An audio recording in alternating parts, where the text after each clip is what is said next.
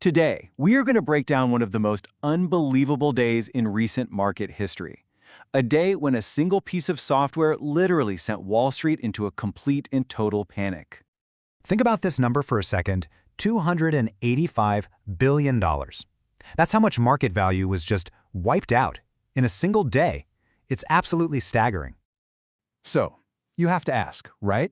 What could possibly cause that kind of chaos? A new war?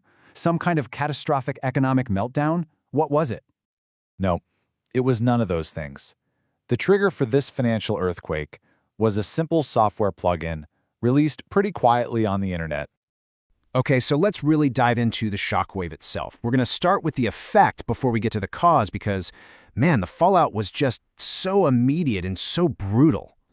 The folks over at Jefferies, they immediately called it a SaaS apocalypse, like an apocalypse for software as a service companies. They described this frantic get-me-out-now style of selling. This wasn't some calculated correction. No, this was a stampede for the exits. Investors were just trying to dump their tech stocks as fast as humanly possible. And you can see the damage right away. It slammed some of the biggest data titans out there. Thomson Reuters plunged almost 18%. ReLX, the company that owns LexisNexis, dropped 14%. I mean, these are huge, established companies, and they just got hammered. And the pain wasn't just limited to a couple of companies. It was a total bloodbath across the entire software industry. LegalZoom, down over 19%. Intuit, almost 11%. Even giants like Adobe and Salesforce took these massive hits. It was like investors saw the threat from just one little plugin and instantly saw how it could apply to every other software company, sparking this insane chain reaction. So, what on earth was this tool that caused all this chaos? Well, the company behind it is Anthropic, and they are a major player in the AI space.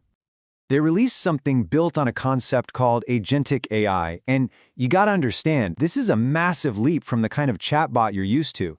You don't just ask it questions, you give it a high-level goal, like review these documents for me, and it goes off and works completely on its own, across all your files and software to get it done. It's an AI that doesn't just talk, it acts. Now, Anthropic released a whole bunch of these open-source plugins, but the one that absolutely terrified Wall Street was for legal work. It basically automates complex contract reviews. It can figure out what kind of contract it's looking at, analyze it against the company's own rulebook, and then spit out specific legal edits and suggestions. So, this is the crucial part. We have to understand why this seemingly helpful tool was seen as such an existential threat. And it all comes down to a fundamental shift in the entire business of AI. So look, in the old model, AI companies like Anthropic were suppliers. They were selling access to their powerful AI engines, right? And other software companies would then build their own products, let's call them cars, on top of that engine. But in this new model, Anthropic isn't just selling the engine anymore. With this plugin, they started selling the whole car, competing directly with the very companies that used to be their customers. That changes everything. But this whole market reaction, this wasn't just about business models and stock prices. No, it tapped into a much deeper, kind of simmering anxiety about the future of professional white-collar work itself. And the warning came straight from the top. Dario Amodei, who is the CEO of Anthropic, the company that made the plugin, he made this pretty stark prediction. He said that up to half of all entry-level white-collar jobs could be disrupted within just 1 to 5 years. Now, Amodei argues that this AI wave is fundamentally different from anything we've seen before, and for 3 big reasons. First, the incredible breakneck speed of progress. Second, its cognitive breadth, meaning it can do a whole range of mental tasks, not just one little thing. And third, because of that, it's a general substitute for labor. It's capable of doing the new jobs that get created after old ones get automated away.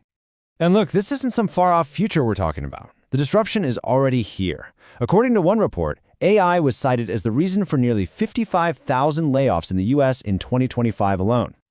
So, the big debate that's raging right now is this. Was this whole thing just a momentary overreaction, a flash of irrational panic, or was it the beginning of a permanent, structural reset for the entire software industry? Okay, so on one side, you have the argument for irrational panic. This view says the market totally got it wrong. Companies like Thomson Reuters and LexisNexis, they aren't just selling software, they're sitting on data fortresses. They've spent decades building up these massive proprietary libraries of data that a simple plugin just can't copy. But the other side argues this is a permanent reset. They believe the market is actually seeing things clearly, that any business model built on charging for software licenses year after year or billing based on how many employees you have is now fundamentally at risk. The ground is shifting under their feet, and the market is just repricing them for a much tougher future. And that leaves us with one final thought that really brings us all home. You see, this exact shift, from AI as a helpful assistant to AI as a direct competitor, it isn't just happening to billion-dollar companies. It's happening to all of us.